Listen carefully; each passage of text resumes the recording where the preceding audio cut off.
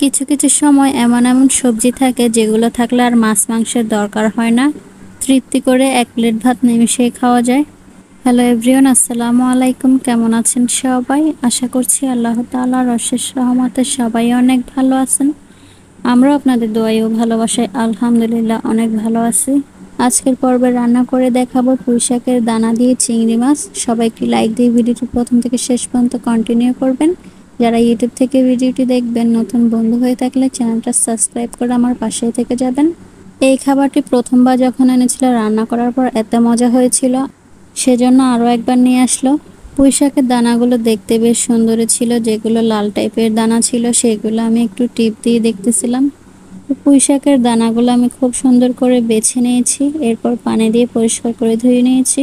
এখন আমি রান্না করব, তো সাথে থাকুন কিভাবে রান্নাটা করি।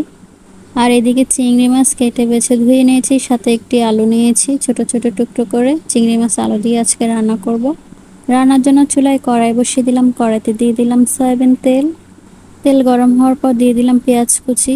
পেঁয়াজ কুচিগুলো একটু নেড়ে চেড়ে দিয়ে লাল করে ভেজে নেব। পেঁয়াজগুলো বাদামি রং হওয়ার পর একে একে দিয়ে দিলাম আদা বাটা, দিয়ে দিলাম রসুন বাটা, দিয়ে দিলাম মরিচের গুঁড়ো, দিয়ে দিলাম হলুদের গুঁড়ো,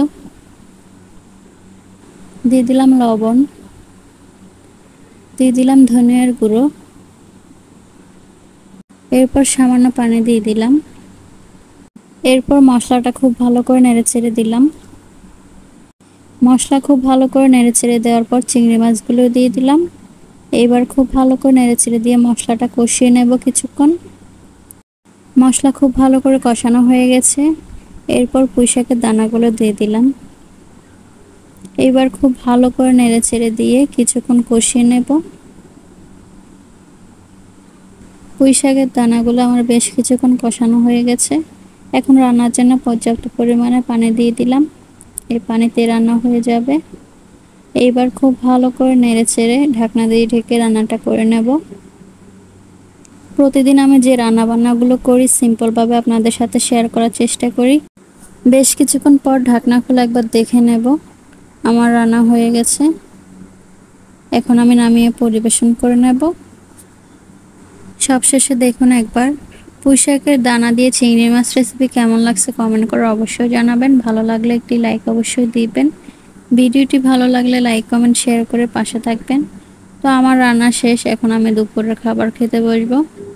দুপুরের খাবারে এখানে ছিল পুঁই শাকের দানা দিয়ে চিংড়ি মাছ রান্না করেছি, আর এদিকে গরুর চর্বি দিয়ে বুটের ডাল রান্না করেছিলাম, আর এদিকে মুরগির মাংস রান্না করেছি, আর এদিকে ছিল পাট শাক ভাজি। তো আজকের ভিডিওটা এই পর্যন্ত। সবাই ভালো থাকবেন, সুস্থ থাকবেন, আর আমাদের জন্য মন থেকে দোয়া করবেন। আল্লাহ হাফেজ সবাইকে।